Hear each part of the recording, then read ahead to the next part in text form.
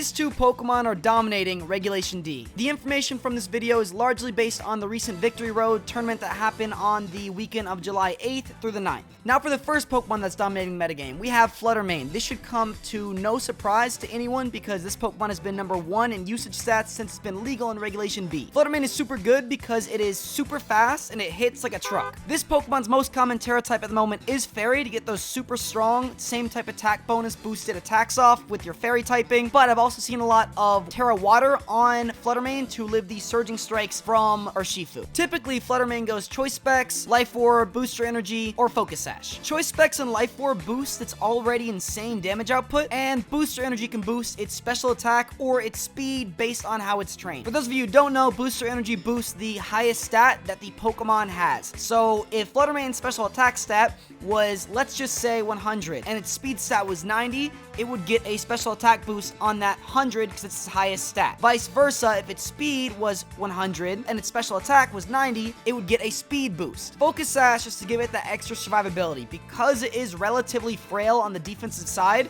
you can train max special attack, max speed, and go ahead and go Focus Sash just to ensure you will live 1 attack guaranteed. Now, how do I beat Flutter Mane? To beat it, you first need to understand what makes Flutter Mane so good and how it works. What makes Flutter Mane so good is its typing, which is Fairy and Ghost, a very, very good offensive typing combined with its really high base speed, really high special attack, and its really high base special defense is gravy on top. Flutter Mane typically aims to get an OHKO or a one-hit knockout each turn. If it is unable to do so, it's typically left open on that turn to be knocked out back. Because, like we said, Flutter Mane is very physically frail, so if it does not pick up that one-hit knockout, the odds are a physical attack can pick up a one-hit knockout onto Flutter Mane. This means if you cannot trade for a knockout on Flutter Mane on the turn it attacks, it is very likely that it will get off another attack the following turn. So knock it out the turn it goes for an attack. The key for trading with Flutter Mane is to make sure that Flutter Mane knocks out or does damage to a less valuable piece that you're okay with losing in that match in exchange for that Flutter Mane. So what this might look like is maybe you have an Iron Hands with the move Heavy Slam, and you're okay with taking 70-80% of damage on that Iron Hands as long as you knock out that Flutter Mane, because that Flutter Mane gets through the rest of your team. You don't care about the Iron Hands, you're only playing Iron Hands to beat that Flutter Mane. But if Flutter Mane goes for an attack and you do not knock out the Flutter Mane is in a prime position to knock you back out the following turn and you lost your only check. So make sure that you go for trades into Flutter Mane where every time it attacks, it is getting knocked out back. A very good way to make these trades, like we said, Iron Hands with Heavy Slam, maybe Tinglu with Heavy Slam. Heavy Slam in general is a great way to beat Flutter Mane because typically the Pokemon that use Heavy Slam are heavy,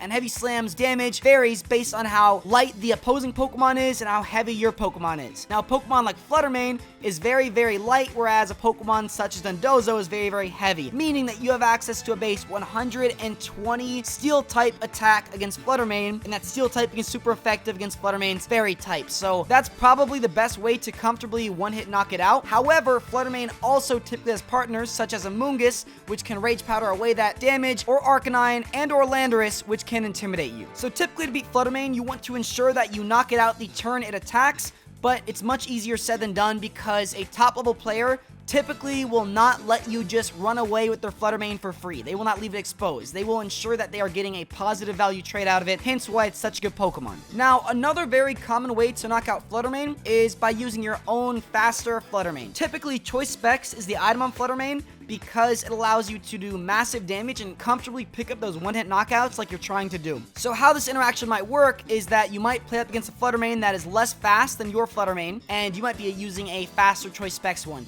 Usually you can pick it up with a Shadow Ball to comfortably one-hit knock it out, but if they dedicate their Terra Fairy onto it, you will not knock them out with Shadow Ball. However, if you go for Terra Fairy and combine that with Chiyu's Beads of Ruin, or a Helping Hand, or a damage boost, or a priority move like Sucker Punch, Ice Shard, anything, you're able to knock out that Flutter Mane. So the key is, if you're beating it with your own Flutter Mane, make sure you knock it out on the turn it goes for an attack, or you're using the faster Flutter Mane. Now, in order to have a Flutter Mane that beats other Flutter Manes, you're going to need a really, really good EV spread. And if you want access to the EV spreads that I use at tournaments, and a community that can fine-tune your EV spreads, check out the VGC Corner. The VGC Corner is a premium community where you get access access to cash tournaments, weekly group coaching hosted by me, and a VGC Mastery course where you can learn how to make your own EV spreads. This is also where you can contact me directly and is the best place to support the channel. Check out our website if you want to find out more. So in conclusion, with Flutter Mane, you will need to either beat it with your own Flutter Mane, a priority move, or survive its attack and knock it out back on the turn it attacks. Now let's move on to Urshifu.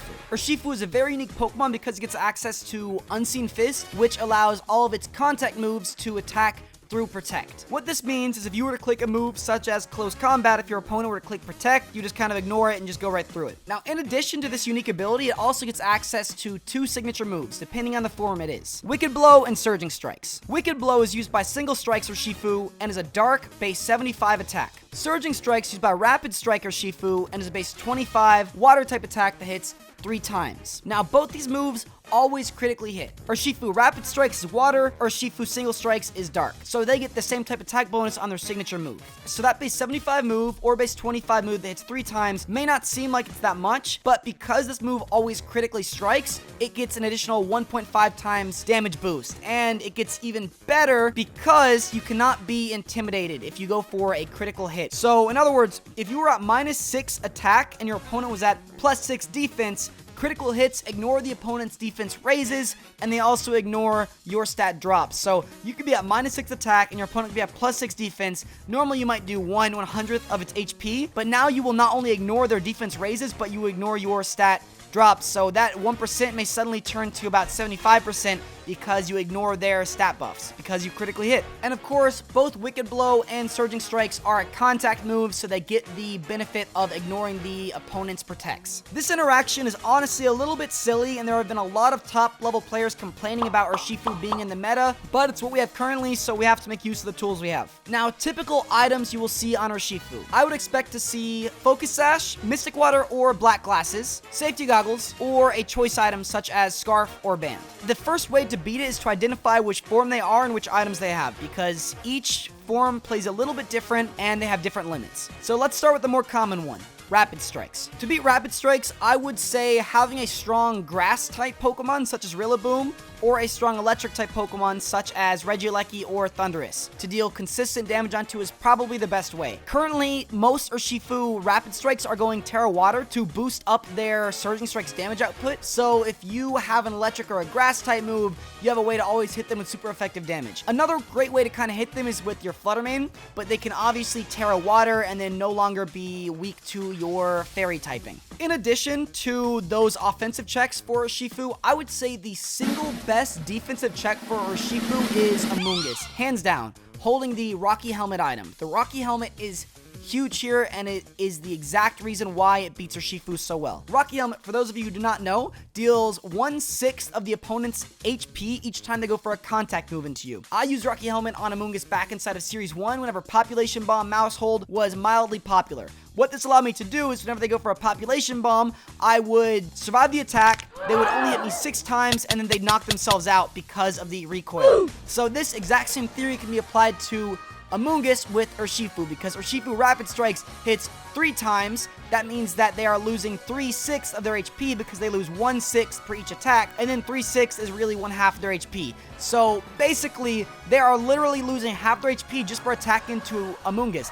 And as a bonus with Amoonguss, it is a poison and a grass type, which resists both of Urshifu's stabs, being the fighting type and the water type. So it's a very, very good one check to it. So while Urshifu could have access to the Safety Goggles item or a Terra Grass, which can ignore the Amoonguss, it's also a great check because you can always bait them into attacking into a slot and then swapping into Amoonguss. If you have Amoonguss in the back, you swap it into their Surging Strikes, they lose half their HP immediately from attacking into you. So that's why Amoonguss is the best single answer for Urshifu Rapid Strikes. In conclusion, to beat Urshifu Rapid Strikes, the best one Pokemon answer is Amoonguss. If you have Amoonguss holding the Rocky Helmet, it resists both of its same type attack bonuses or stabs, and you out-trade it with the Rocky Helmet. However, Amoonguss is only a defensive sponge for it. You will need something to hit it as well, such as a Regieleki, an Iron Hands, a Thundurus, Tornadus, Flutter Mane, something that can hit it for super effective damage and can massively trade with it. So that way, you can threaten them to wanting to attack into you and swap in your Amoonguss. Now, let's move on to Urshifu Single Strikes. So, Urshifu Single Strike is not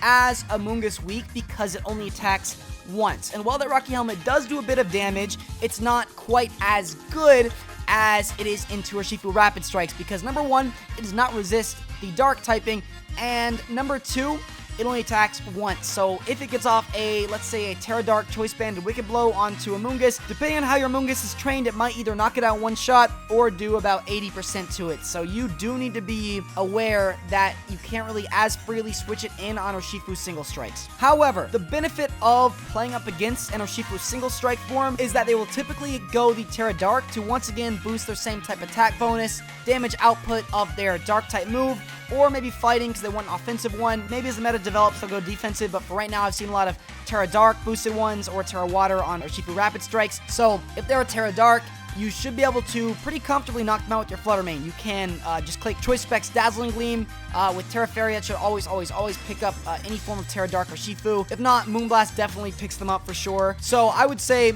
if they are Terra Dark, assuming they don't move first, they will be knocked out by Flutter Manes. So as long as you can knock them out before they move, because Dark is not the best defensive typing, that should be pretty good into them. So Flutter Mane plus a way to protect it, such as Tailwind or Redirection like Amoonguss, is a great way to kind of beat that. Another honorable mention for beating the Urshifu Single Strike form is Iron Hands, because it resists its Stab Wicked Blow. So that Dark type Wicked Blow from Terra Dark only does about 40% to Iron Hands, and then they can Drain Punch you, recover about 30% HP, do maybe 90% to you, and then if they click Close Combat, they lower their defenses, and that Drain Punch actually picks up the knockout. So Iron Hands is a very, very good one Pokemon check to the Urshifu Dark form, but Urshifu Dark is not nearly as common as Urshifu Rapid Strikes. So to beat Urshifu Single Strikes, all you need to do is outspeed it, hit it with Flutter Mane or a very strong Fairy type Pokemon that can just exploit the fact that it is a Dark type, it's not the best defensive type, or you can limit its attack with something bulky such as an Iron Hands and then trade with it back with a Drain Punch. So those are the two best single Pokemon answers to Urshifu Single Strikes, and that is pretty much all we have for you in this video. Check out our website if you really want to get better at Pokemon. Toodaloo!